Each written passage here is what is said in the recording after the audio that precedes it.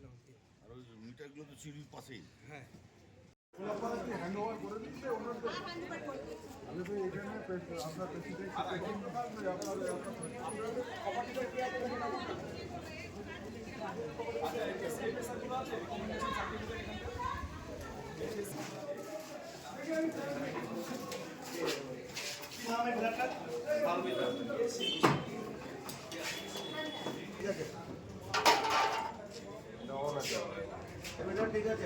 না যেটা ঠিক আছে যেগুলো নেই সেগুলোকে আগে ছাড়াও।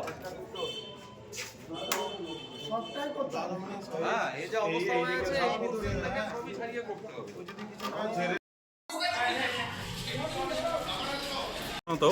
তো এখানকার মানুষ খুব অসচেতন এই কারণেই বলা হচ্ছে নিজেদের জীবন সম্পর্কে সচেতন নয়। অ্যাকচুয়ালি ফায়ার সেফটি আমরা প্রি ফায়ার ফাইটিংয়ের জন্য যে সকল ইউজ করি extinguishers like as CO2 like as DCP like as যেসব এক্সটিংগুইজার ইউজ করে এখানে একটাও নেই।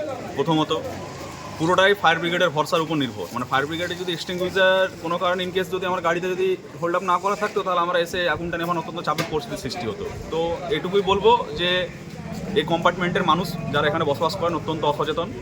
ওনাদেরকে বললাম এক্সটিংগুইজার রাখার জন্য এবং ফায়ার সেফটির ভিত্তিতে সমস্ত কিছুটা দেখা হবে। মানে আপনারা যখন এসেছিলেন তখনও চলছিল? হ্যাঁ তখনও জ্বলছিল। মানে কিছু ছিল না এদের কাছে? না এনাদের কাছে কিচ্ছু ছিল না, কোনো এক্সটিংগুইজার ছিল না, কিচ্ছু ছিল না এনাদের কাছে, এটুকুই বলছি।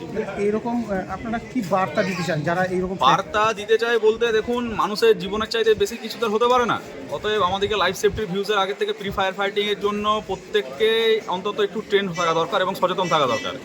এবং প্রি ফায়ার ফাইটিংয়ের জন্য যেসব জিনিস রাখা দরকার প্রত্যেক কম্পার্টমেন্ট, শুধু কম্পার্টমেন্ট বলে না, মানে যেখানে পিপল গ্যাদারিং বা হিউম্যান গ্যাদারিং বা যে কোনো লাইভ ইনভলভমেন্ট থাকে সেখানে প্রি ফায়ার ফাইটিংয়ের জন্য আপনার এক্সটিংগুইজার রাখার অবশ্যই মানে নির্দেশ দেবো।